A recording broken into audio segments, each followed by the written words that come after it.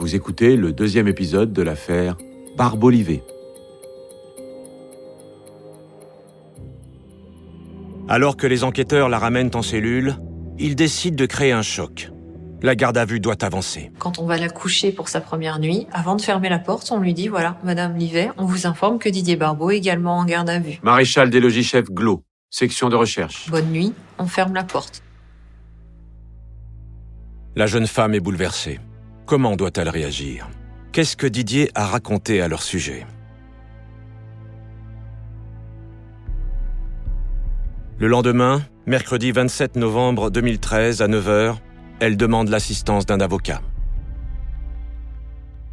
À 9h30, la deuxième audition de Didier Barbeau commence. Les gendarmes veulent maintenant qu'il avoue que Stéphanie Livet est bien sa maîtresse. On a compté le nombre de SMS échangés entre vous et Stéphanie Livet le 15 mars 2013, veille du jour où vous déclarez la disparition de votre femme. Vous savez combien il y en a eu? Non. 54. 54 SMS. Vous avez quel type de relation avec Stéphanie Livet? C'est une amie. C'est vrai qu'on s'appelait souvent. À quand remontent vos premiers contacts? À 1 an, en gros. On pouvait rester plus d'1 heure au téléphone, des fois. Elle me parlait de sa vie, de ses problèmes avec son mari, de la mort de sa fille Morgane. On parlait, quoi. Et Anne? Elle était au courant de cette amitié? Oui, mais elle me disait « Fais gaffe à celle-là ». Elle l'aimait pas, ça c'est sûr. Hein. Vous aviez le plus souvent au téléphone ou par SMS votre femme ou Stéphanie Livet? Je sais pas, moi. Stéphanie Livet, peut-être? C'est 8 mois d'investigation qui ont précédé ce placement en garde à vue. Adjudant Bernadac, section de recherche. Nous ont permis de déterminer que Stéphanie Livet était la correspondance largement privilégiée de Didier Barbeau. C'était 50% de ses communications téléphoniques. Avez-vous eu ou avez-vous une relation avec Stéphanie Livet? Non. Le témoignage d'une amie de Stéphanie Livet nous laisse penser que vous avez une liaison. Mais jamais. Écoutez, monsieur Barbeau, vous savez, l'adultère n'est pas puni par la loi, hein. On va pas en prison parce qu'on trompe sa femme. Alors, je vous repose la question. Qu'est-ce que ça change? Oui, j'ai couché avec elle 2 fois. Voilà. Eh ben voilà. Quand? La première fois, c'était le 20 octobre 2010. J'étais allé aux Champignons, à côté de chez elle. Elle a vu ma voiture, elle est venue me rejoindre, et voilà. La deuxième fois, c'était en décembre 2010, je sais plus quand. Il va mettre du temps, effectivement, aux enquêteurs pour expliquer son adultère, mais parce que quand vous vivez avec ce mensonge depuis si longtemps, c'est compliqué d'expliquer qu'il était différent. Cécile Bonnement, avocate de Didier Barbeau. Différent, finalement, de ce qu'il est réellement, différent de l'image qu'il donne, ou de l'image que les autres veulent avoir de lui. Bon, sincèrement, vous avez eu d'autres rapports avec elle depuis décembre 2010? Mais pourquoi vous voulez que je vous dise oui alors que c'est non? Bon, vous couchez avec elle ou vous couchez pas avec elle? Oui. On couche 1 fois par mois à peu près. Pourquoi est-ce que vous avez tant de mal à nous le dire? Je comprends pas, c'est quoi le problème? C'est à cause de votre famille, c'est ça? Oui, c'est la cata. Je les tue, mes parents, avec cette histoire. Je les tue. C'est la honte. Avouer l'adultère, c'est aussi peut-être tout perdre. Perdre sa famille, perdre sa femme. C'est compliqué. Donc avouer effectivement ce mensonge-là aux enquêteurs a pu prendre du temps et était difficile pour lui, puisqu'il n'avait jamais pu se confier à personne. Parce que c'était lourd. Seul point, je pense que l'adultère, c'est lourd à porter. Et vous êtes amoureux de Stéphanie Livet? Non. Mais bon, il doit bien y avoir quelque chose. Sinon, je continuerai pas à la voir. C'est pas un dragueur, monsieur Barbeau. C'est pas un séducteur du tout. Et je crois qu'il a été très surpris de ressentir une attirance pour une autre femme que la sienne. Il est 10h46. L'audition se termine. Avec la reconnaissance de l'adultère, les gendarmes savent qu'ils viennent de franchir une étape importante. Au même moment, l'avocate de permanence demandée par Stéphanie Livet arrive à la section de recherche. On m'explique les faits pour lesquels Madame Livet est placée en garde à vue. Donc, on m'indique qu'elle est là pour une prévention de meurtre. Donc déjà, les bases sont posées très rapidement. Céline Pellerin-Goubeau, avocate de Stéphanie Livet. Qu'elle a déjà été entendue, que on va me permettre de m'entretenir avec elle dans le cadre d'un entretien d'une demi-heure. Les enquêteurs informent aussi maître Pellerin-Goubeau que Stéphanie Livet ne reconnaît toujours pas qu'elle est la maîtresse de Didier Barbeau, également placée en garde à vue. Conformément à la loi, l'avocate n'a pas le droit de consulter le dossier ni les premières auditions. À 11h, elle rencontre Stéphanie Livet sans la présence des enquêteurs. Je suis l'avocate de permanence. C'est moi qui vais vous assister pour la suite de cette garde à vue. Vous avez bien compris ce qu'on vous reproche? Mais c'est pas moi, je comprends pas. J'ai perdu ma fille Morgane avec mon mari en divorce et là je suis chez les gendarmes. C'est un cauchemar. Il y a beaucoup d'interrogations et une panique qui s'installe chez cette jeune femme.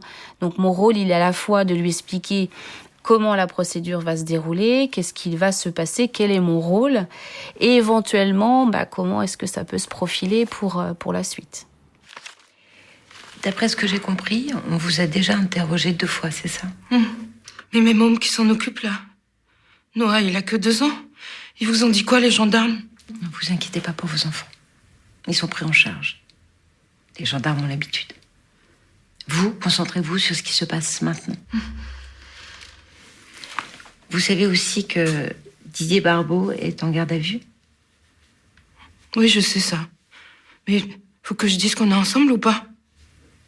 Mais ça ne sert à rien de leur mentir. Ils ont sûrement des éléments. Si vous mentez, ce n'est pas bon pour vous. Oui. D'accord.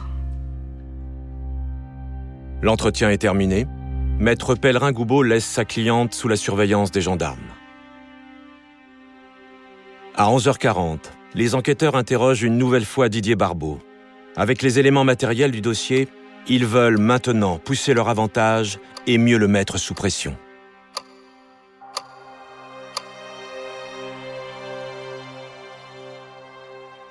Revenons au 15 mars et vos 54 SMS échangés avec Stéphanie Livet. Vous vous souvenez toujours pas de ce que vous vous êtes raconté? Non. Je vais vous rafraîchir la mémoire. Le premier SMS a été envoyé à 6h58 et le dernier à 21h49. Qu'est-ce qui s'est passé ce jour-là? Le soir, vous échangez 26 SMS entre 19h54 et 21h49. 26 SMS en moins de 2 heures et votre femme est là, à la maison. Vous échangez sur quoi? Écoutez, j'en sais rien. Vous savez quoi? Je pense que vous vous foutez de notre gueule. Voilà ce que je pense. Vous savez qu'on peut récupérer des SMS effacés. Si on lançait cette expertise technique, ça ferait peut-être apparaître des messages en lien avec la disparition de votre femme? Non, mais ça j'en suis certain. Quand on explique à Didier Barbeau qu'on peut retrouver sur un téléphone traces de SMS effacés, Adjudant Bernadac. il n'y a aucune réaction de sa part, comme toute la garde à vue. Voilà. Il enregistre, mais il n'y a pas de réaction de sa part. Alors, les enquêteurs décident d'abattre leur carte maîtresse. L'élément matériel qui prouve que Didier Barbeau ment depuis le début de cette affaire. Vous savez qu'on peut aussi analyser des restes calcinés et détruits par le feu. Par exemple, on peut expertiser le bol alimentaire de quelqu'un. Ça veut dire qu'on peut savoir exactement ce qu'il a mangé lors de son dernier repas. Et en fonction de l'état de digestion des aliments, on peut même savoir à quelle heure il est mort. Vous étiez au courant de ça? Oui, je regarde les experts. Bien. Dans le cadre de l'autopsie de votre femme, on a expertisé son bol alimentaire. Et on a appris des choses. Vous voulez voir?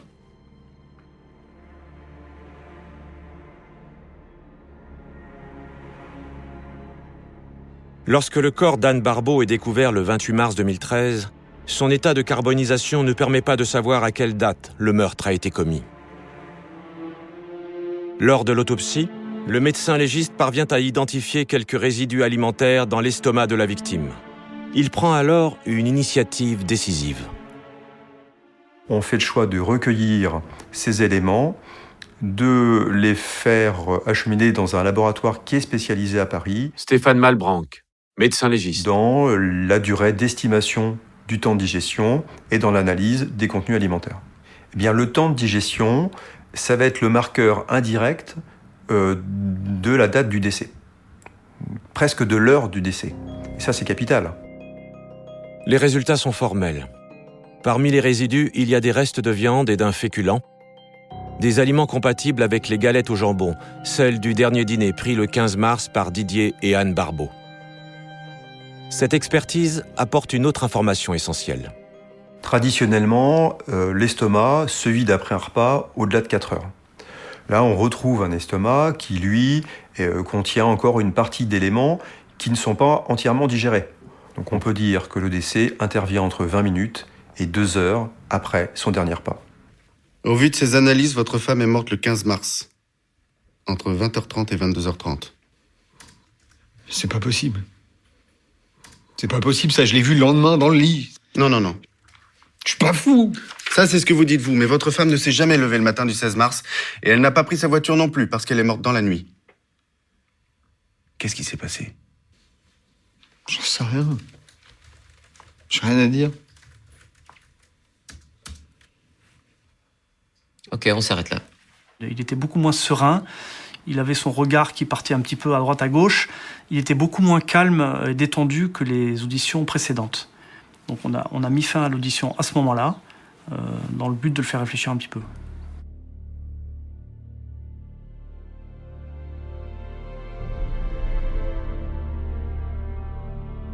De son côté, Stéphanie Livet est à nouveau entendue. Pour la première fois depuis le début de la garde à vue, elle n'est plus seule face aux gendarmes. On vient un peu rééquilibrer le rapport de force, puisqu'on peut avoir 2 ou 3 officiers de police judiciaire Céline Pellerin-Goubot. face à un gardé à vue. Donc on apporte un peu de soutien et une présence physique à côté du gardé à vue. Donc ça, c'est le côté un peu psychologique. Avec le soutien de son avocate, Stéphanie Livet a décidé de parler. Bon, on est ensemble avec Didier, c'est vrai. Il était différent de mon mari. Il était drôle, il me parlait. Et ben moi, ça me faisait du bien. C'est la première étape de notre cheminement. Maréchal des logis-chefs Glo. On voulait d'abord qu'elle reconnaisse effectivement cette relation intime avec Didier, puisqu'on pouvait supposer que le mobile de ce meurtre, c'était l'amour, la relation entre ces deux amants. À partir de quand votre relation est devenue intime? Fin 2010, en décembre. C'est une relation amoureuse ou physique? Physique au début, mais moi je l'aime. Je lui ai dit. Et puis, on a un code. Quand je dis au téléphone ou en SMS idem, ça veut dire je t'aime. Comme dans le film Ghost, quand Demi Moore le dit à son amoureux. Mais lui, il parle pas trop de ses sentiments, il a du mal avec ça. Elle s'interroge finalement quant aux sentiments qu'il peut lui porter. Elle s'interroge quant à la réciprocité de cet amour pour elle passionnel. Ce que je comprends aussi de leur lien, c'est un rapprochement de décès d'enfants qu'ils ont tous les deux subis. Un enfant mort à la naissance pour Monsieur Barbeau et puis la petite fille de Madame Livet. Donc c'est les points d'accroche qui vont mener leur relation à tous les deux. Votre relation remonte à décembre 2010 et votre dernier fils Noah est né en août 2011. C'est le fils de Didier Barbeau? Non, Noah, c'est le fils de Sébastien. Ça, je le sais. Vous pouvez faire un test ADN si vous voulez. Est-ce qu'elle a joué un petit peu sur ce tableau-là pour mettre la pression à Didier Barbeau, pour peut-être l'avoir davantage pour elle, se l'accaparer? Donc on comprend vite que ça peut être un enjeu sur cette paternité, éventuellement sur un mobile. Enfin, on comprend qu'il va y avoir un point à discuter, à éclairer sur la paternité de Noah. Alors que l'audition de Stéphanie Livet se poursuit, Didier Barbeau, de son côté, est en pause. La garde à vue des deux amants a débuté il y a maintenant 22 heures. Vous savez, il faut parler, hein. Si vous avez des choses à dire, faut y aller, là. Pour vous, pour les autres aussi. Les parents de Anne, sa famille, ils ont le droit de savoir. Merci. Ça se passe comment, la cour d'assises? Vous voulez savoir comment ça se passe, un procès pénal en cour d'assises, c'est ça? C'est bien ça que je risque. L'accusé est dans son box. Il arrive par une porte située en général au fond du box. Il est tourné vers la cour, c'est-à-dire vers le président de la cour d'assises, les 2 magistrats et les membres du jury qui l'entourent. La famille des victimes, elle est où? Didier Barbeau attache une grande importance à son image, à l'image qu'il renvoie, et on s'aperçoit que c'est un élément qui le gêne énormément. Si on arrive à résoudre à le rassurer sur ce complexe de l'image, peut-être qu'on pourra avoir un basculement dans son attitude. L'avocat de la famille de la victime, c'est-à-dire la partie civile, il est en face de l'accusé exactement, du côté de l'avocat général, qu'on appelle l'accusation. Et les parties civiles, elles sont assises au premier rang du public, du côté de l'avocat général. Donc de l'autre côté par rapport à l'accusé, c'est ça? Attendez, je vais vous faire un schéma, comme ça vous comprendrez mieux. Regardez. Là, il y a l'accusé, là, il y a la cour, et là, il y a les parties civiles. Donc si l'accusé, il ne veut pas regarder les parties civiles, mais tourner uniquement vers la cour, il peut, sans problème. Et on lui dit clairement qu'il ne sera pas obligé de regarder ses sœurs, qui l'ont beaucoup soutenu, son meilleur ami, qui l'a beaucoup soutenu aussi, même jusqu'à mettre en péril sa propre exploitation. Je peux fumer une cigarette? Oui. Je vous accompagne.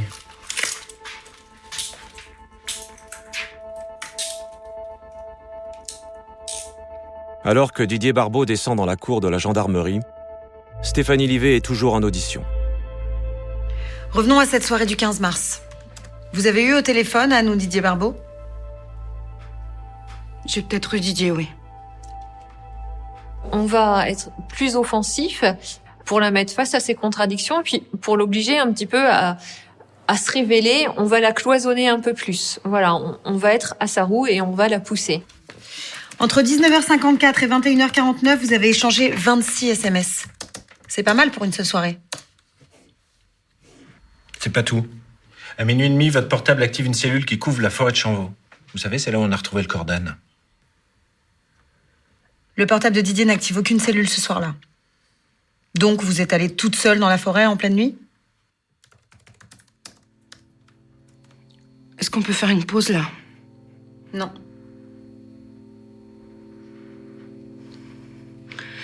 Alors je peux savoir ce qu'a dit Didier?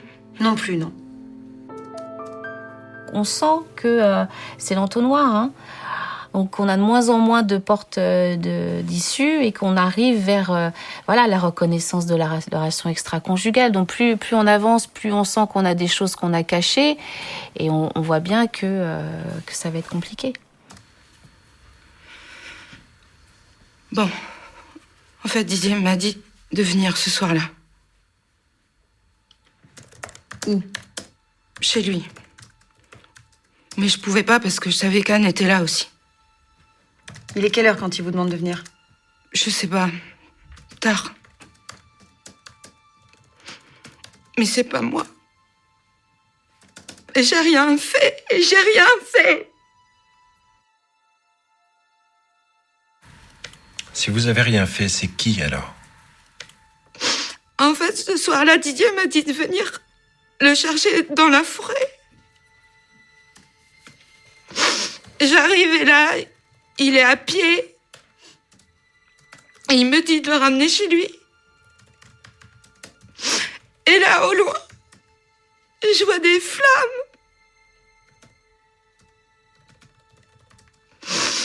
Après, il est monté dans la voiture. Et je l'ai ramené. Votre fils Noah, il était où? Avec moi à l'arrière, je sais, c'est pas bien. J'aurais dû prévenir la police, mais j'ai pas pu. Et je savais pas que c'était la voiture d'Anne qui brûlait. Je savais. Il est quelle heure quand vous rejoignez Didier dans la forêt? Minuit, je pense.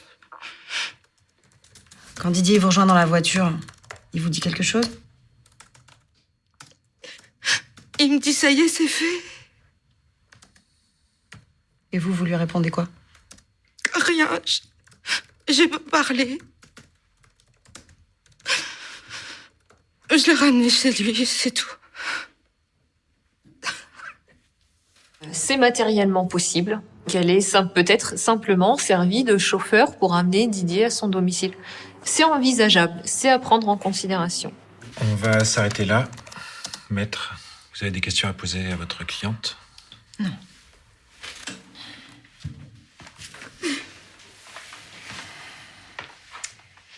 Vous relisez votre audition et vous la signez, s'il vous plaît. Je peux pas. Alors Madame Livet, elle est incapable de relire ses PV d'audition. C'est trop difficile, elle est épuisée par les questions. Donc c'est moi qui vais relire. Je relis chaque question, chaque réponse. On prend du temps. Question. Revenons à cette soirée du 15 mars. Vous avez eu au téléphone Anne ou Didier Barbeau? Réponse. J'ai peut-être eu Didier. Question. Vous avez échangé entre 19h54 Avec cette audition, et la garde à vue 21h. commence à basculer. Le procès-verbal est immédiatement transmis aux enquêteurs chargés de l'autre garde à vue. La pause de Didier Barbeau est maintenant terminée. L'homme sait qu'il ne peut plus nier l'évidence. Les enquêteurs ont rassemblé trop d'éléments contre lui. Il est prêt à tout raconter, maintenant. Garde à vue est un podcast coproduit par Initial Studio et WhatsApp Film à partir de la série documentaire 48 heures, produite par WhatsApp Film et France Télévisions et réalisée par Mathieu Belghiti et Frédéric Lantieri.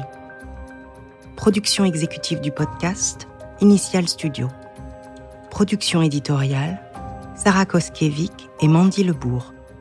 Montage, Camille Legras.